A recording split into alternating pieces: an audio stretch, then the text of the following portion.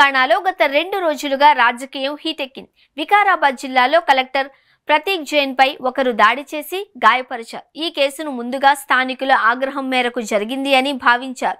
ఫార్మాసిటీని నిర్మిస్తున్న నేపథ్యంలో దీనికి భూములు ఇవ్వడం ఇష్టం లేని వారు కలెక్టర్ పై దాడి చేశారు అని ప్రభుత్వం కూడా ముందు భావించింది. అయితే దాడి చేసిన నిందితుడిని పట్టుకున్నాక అనేక విషయాలు వెలుగు చూశాయి. ఏకంగా మాజీ మంత్రి కేటీఆర్ ఈ కేసు వెనుక ఉన్నారు అన్నది పోలీసులు చెబుతున్న మాట. ఇదే విషయాన్ని నిందితుడు సురేష్ రిమాండ్ రిపోర్ట్లోనూ పేర్కొన్నారు. నేరుగా మాజీ మంత్రి పేరును ప్రస్తావించారు. ఈ విషయాన్ని రేవంత్ రెడ్డి ప్రభుత్వం చాలా సీరియస్ గా తీసుకుంది.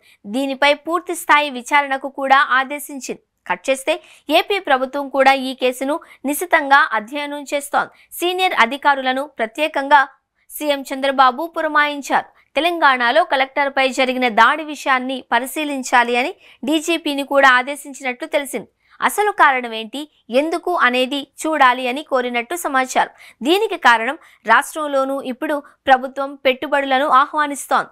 దీనికి సంబంధించి భూముల సేకరణకు కూడా రెడీ అవుతోంది. మరోవైపు సోషల్ మీడియాలో దూకుడుగా ఉండి ఇష్టానుసారంగా కమెంట్లు చేసిన వారిని అరెస్టు చేస్తున్నారు. ఇదొక సంక్లిష్ట సమయం. ఈ నేపథ్యంలో ఏపీలోనూ ఇలాంటి పరిణామాలు చోటు చేసుకునే అవకాశం ఉండే ఛాన్స్ ఉంది అని సీఎం చంద్రబాబు భావిస్తున్నారు. ఈ నేపథ్యంలోనే ఆయన అలర్ట్ అయ్యారు.